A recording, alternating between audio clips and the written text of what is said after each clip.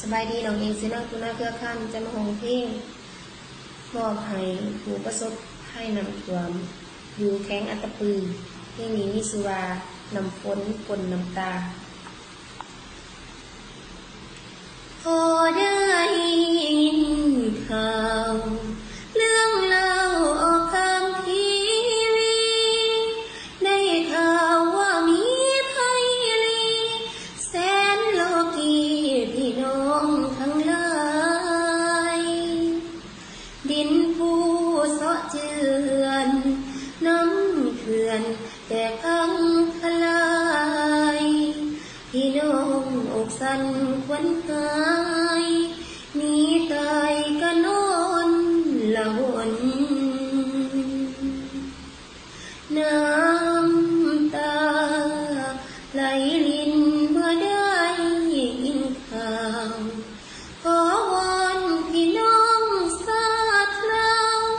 ลุงป้าจงได้สู่สนจงช่วยเหลือกันทุกเผ่าพันธุ์เพื่อนพ้องทุกคนบิแบ่งน้ำใจของตนอย่าเมื่อสนทุกคนช่วยทีสงสาร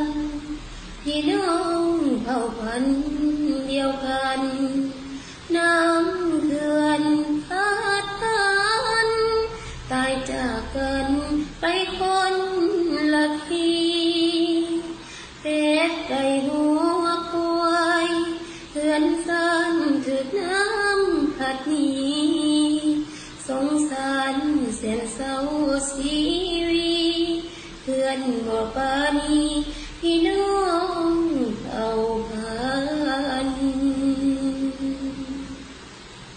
สายฝนทำย้อย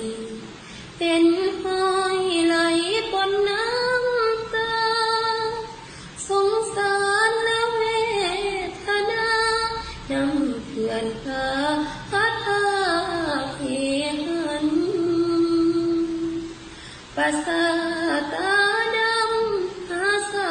กินคำแถมมาซ้ำกันเขื่อนน้ำน้อยบอกปานีกันวอนฟ้าสวรรค์นั้นจงปานี